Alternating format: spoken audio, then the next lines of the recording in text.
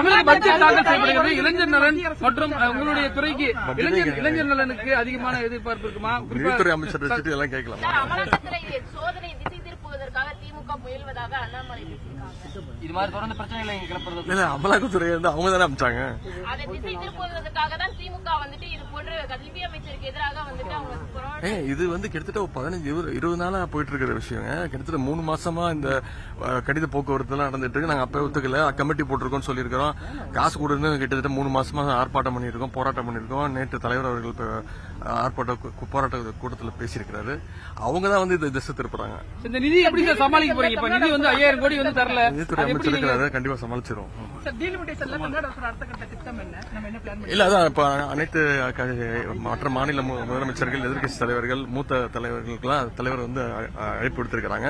22ஆம் தேதி சென்னையில மிகப்பெரிய ஒரு ஆலோசனை கூட்டத்தை நடத்திருக்கிறாங்க. அதன் பிறகு முதலமைச்சர் அறிவிப்பார். கலந்து கொள்வாரா சார்? நீங்க அவர்தான் கேட்கணும்.